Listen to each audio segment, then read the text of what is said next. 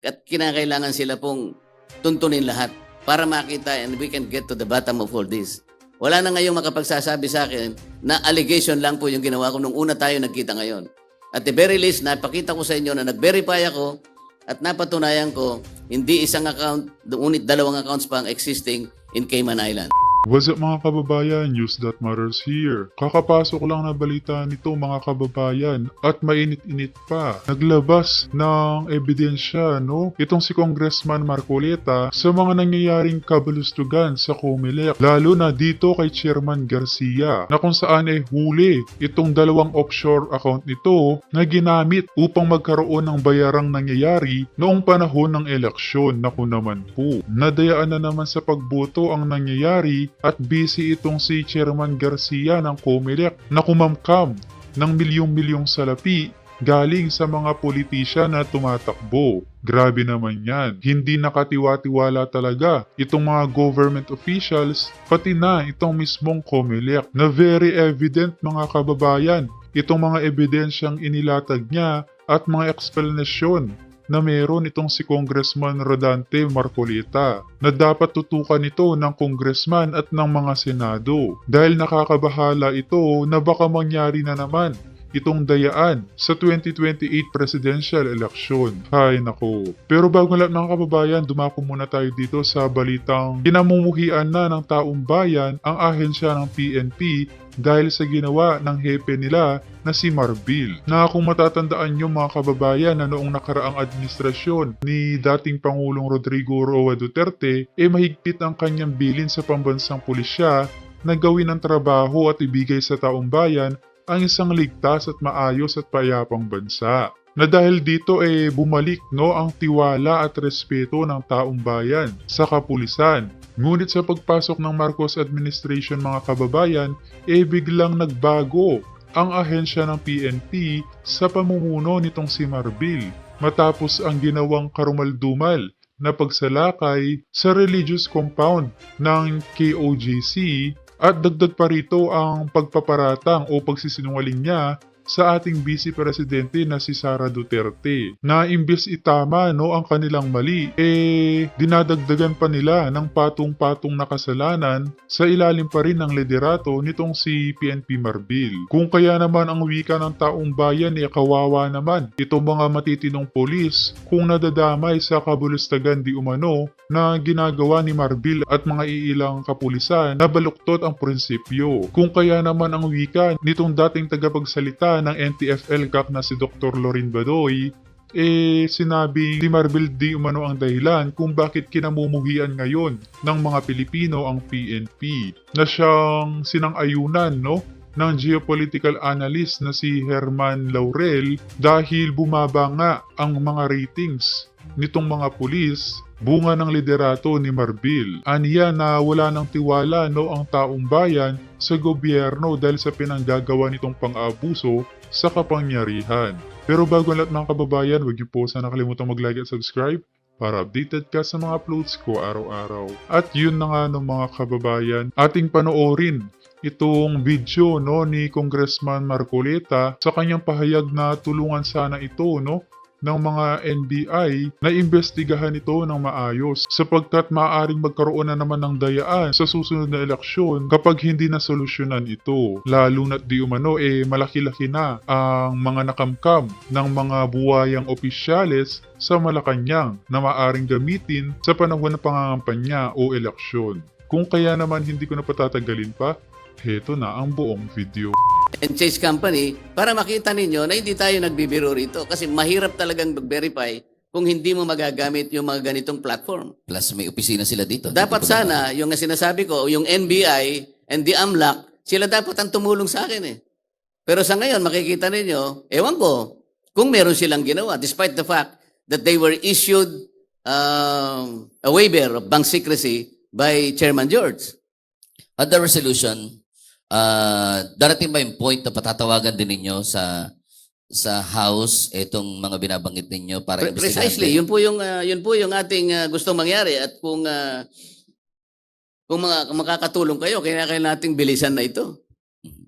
So anong may tutulong ng media, for example? In Ang may relation to tutulong this? po ng media, why don't you ask him? Kasi bibigyan ko kayo ng kopya nito, pa-xerox nyo na lang. And let him explain this. Mm. Ito po ay hindi pwedeng invento lang. Yung, sorry sir ha, huwag kayo magagalit sa akin ha. Kaya hindi ako nagagal. Gusto ko nga yung gusto ko rin lang kasi, Ako gusto ko rin lang kasing maklaro kasi imagine kung ako pala, pwede pala akong magbukas ng account sa US dahil may pinsan naman ako sa New York. Although pinsan lang sa pangalan, hindi naman kami nagkakakwentuhan lalo pag kailangan namin ng pera, hindi kami magkakilala. Ganoon naman mag I mean, so pag sinabi ko palang ipagbukas mo nga ako ng account diyan kasi I need an account abroad. Kailangan kong gamitin somewhere or anywhere. And then, dito sa binigay nating informasyon, hindi natin siya pinagbukas, tinry lang namin Yes, sir. na-assess kung existido, and the best way to determine and to ascertain Kung that meron the yan, account is existing and is to active deposit. in a conclusive manner, mag-deposit ka. Pero sabi nyo kanina kasi, hindi ba, ang tanong mo kanina is, hindi ba kailangan ang personal appearance pag magbubukas ng account? Pwede kang personal pumunta. Kung gusto mo, online, gumamit ka ng ibang subsidiary, nasa sa'yo yun. Okay? So, pwedeng hindi ako pumunta doon. Kung mag-a-apply ako, mag-o-open, di ba? Pwede, bakit hindi? Pwede kang pumunta ron, nasa sa'yo naman yun eh. But the point is, ano ba yung point ng ating, ano ba yung bone of contention na yun? Hindi kasi kaya ko kinaklaro kasi kung pwede natin gawing online, pwede kong itong katabi ko, for example, sir, ano pangalan mo? For example, si Mark. Sabi ko, Mark, pwede ba mag-open ka ng account online, pangalan kong gamitin mo? Ako ang tinatanong mo doon? Opo, paano kung ganun ang O, nangyari? di patunayan niya na may pinag-open sa, kasi hindi ko alam yun eh. Okay. Siya lang ang makakasagot nun eh. Alright, sir. Ang mahalaga dito, nakapangalan sa kanya, including the address. Okay. At Diba? kinaklaro ko lang. Thank you, sir. Thank you. Yes, sir. Yes, sir.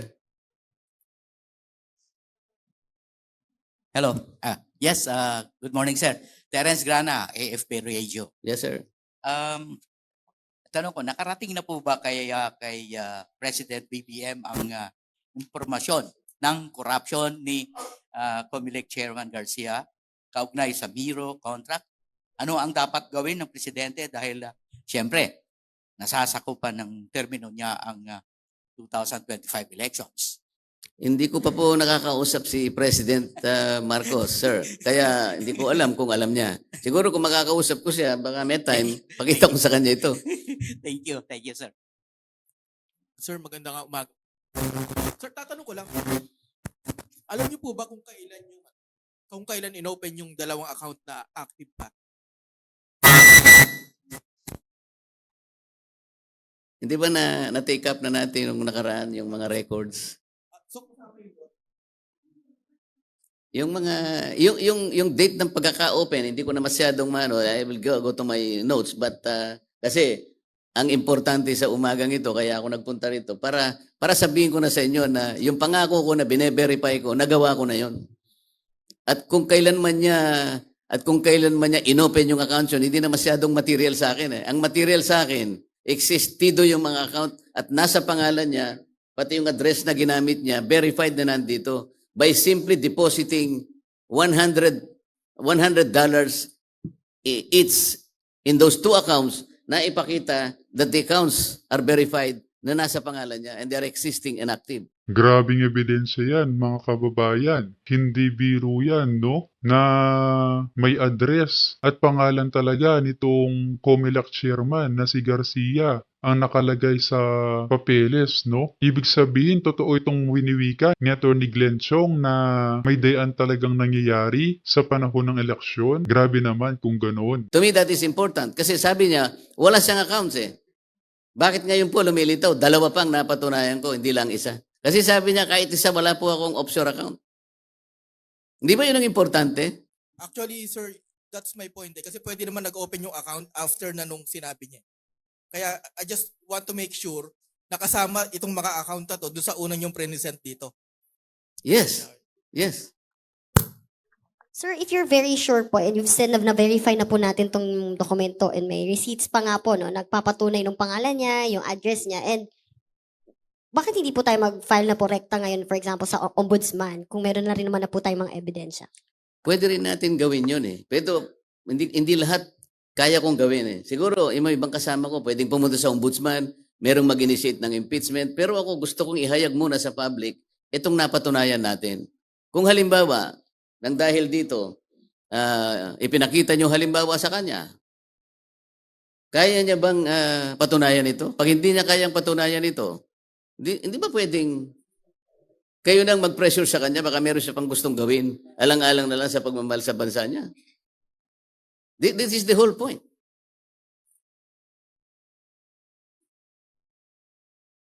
Kasi madugong process ito eh. Sabi ko nga sa inyo, mabigat, mahirap, at magastos, at pinipilit pa namin tuntunin lahat.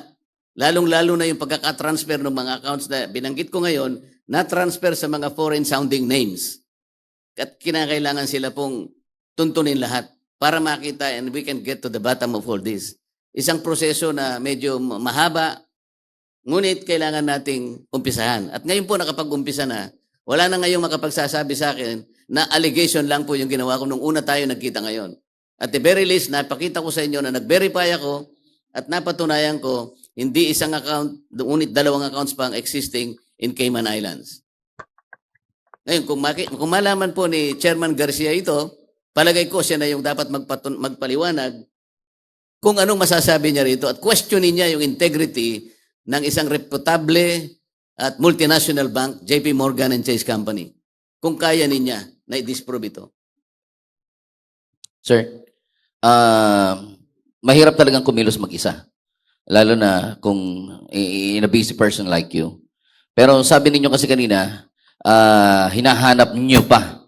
So sino ho yung mga kasama ninyo ngayon who's trying to look for solutions or evidences or what to prove the veracity and correctness of your investigation or of your I don't know if I can say it allegation or what. Pwede ba naming malaman kung sino yung mga kasama ninyo? And are you with former Congressman Egay Erice in this No. fight? Kasi No. sabi nga niya hindi daw wala daw siyang kasama, wala siyang kagrupo, mag-isa lang siyang kumikilos. Now, ba't hindi kayo magtulungan ni Congressman Erice just in case? Pwede naman magtulungan, kaya lang, meron naman ako sing direction na tinitingnan. Meron naman siyang, hindi ko alam kung ano yung direction niya. So, pero yung sinasabi mo kung sino yung katulong. Dapat itong si Congressman Marcolita bigyang proteksyon, no? Talaga kasing itong congressman na to, kung tutuusin, lumalaban talaga sa mga hayupang nangyayari sa gobyerno at hindi natatakot na ipahayag sa publiko ang kanyang mga nalalaman. Na dapat nga lang maging Senado to Itong si Congressman Marcolita, mga kababayan, mas may pangil pa ito kaysa sa mga ibang senador na mayroon tayo ngayon. Kung meron akong verification team, I am not at liberty to divulge them. Okay, that's great. Kasi yung mga dokumento rin pinakikita niya, halos pareho kayo kaya akala namin, or akala ko, sorry. Hindi ko alam kung yung dokumento niya ay pareho nung sa akin. We have not met. Kasi Bahamas account din yung nauna. Anyway, thank Pero you, sir. ewan ko kung meron siya nitong sinasabi ko sa inyo. Opo. Sapagkat ako, gusto kong matukoy talaga. Yun ang pinaka-importante. Talaga bang existido yung mga accounts despite yung kanyang denial? Ngayon po, totoo na. Napatunayan ko. These are conclusive documents. Okay. And I think George Garcia has a lot to explain to you and to the public. Yan. Well, salamat sa tiwala ninyo sa amin sa media. Oo I naman. cannot speak for them, Pero sa akin, gusto naming lumabas ang totoo kung ako ang tatanungin ninyo. However, the only thing that we can do, or myself, is tanungin si Chairman Garcia. Totoo ba yung sinasabi niya? But to force him to do whatever's on your mind, hindi namin pwedeng gawin. Hindi ko pwedeng gawin yon. Ewan ko lang sa kanila. So what other help can we extend to Honorable Marcoleta, sir, just in case, being member of the media?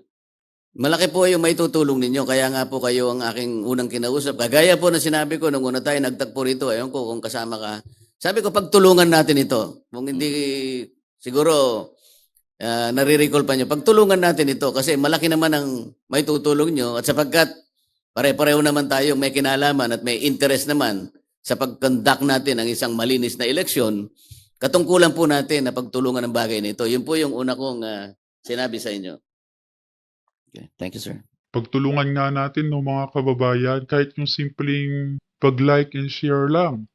malaking tulong upang maipahayag ang tunay na nangyayari sa ating bansa. Yes, ma'am. Yanes Kapan, TGMA News Online po. Yes, ma'am.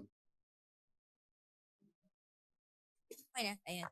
Tapos, sir, yung resolution niya lang po, have you talked to the House leadership po? Are they receptive dito sa resolution?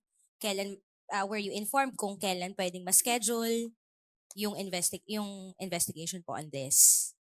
Yun po yung first question ko. Hindi ko pa nakausap, ma'am, kasi kapapile lang kahapon at ang alam ko po merong activity sa Tacloban. Hindi nga po ako nakapunta sapagkat August 1 and 2 yun eh. So dahil nga meron tayong press con ngayon, hindi na po ako nakasama doon sa gagawing aktibidad hanggang bukas. So siguro po pagkatapos nito, I will have the opportunity to discuss it with them at palagay ko naman po bigyan nila ng importansya sapagkat tayo naman po ang involved lahat dito sa problemang ito. Sir, second question lang. Just in case that COMELEC Chairman Garcia indeed resigns, so kulang yung commissioner, do you think COMELEC will still be able to perform its task properly in conducting the 2025 polls kung in the middle of the preparation biglang their chairman would have to resign? I think so. I think the president will have to appoint immediately a replacement for the chairman if that happens. Kung sakali naman po madelay ng konti, ano naman po ang COMELEC? It's a NBank yan. It's a collective body. Ang action naman po ng COMELEC, como 7 sila, bali 4 ang kailangan na boto in order to, let's say, formulate a policy or make a decisive action. So, 6 pa naman sila, basta 4 yung nagkakatulungan, po pwede pa po. But essentially, mas maganda po kung sakaling magkaroon nga po ng resignation. I think the President will immediately appoint a replacement. Kasi napaka-importante po ng election, di ba? Thank you, sir. Thank you. Kong Dante, with your expose, at kung mapatunayan sa House investigation na itong mga offshore account na ito ay may connection doon sa Miro with Chairman Garcia. So ano po ang alternatibo, anong mangyayari sa ating midterm election dahil ang sinasaad ng batas supposed to be kailangan talaga automated ang ating election. Kung gagamitin pa yung makina ng Miro, meron ng cloud of doubt. So anong alternatibo po natin?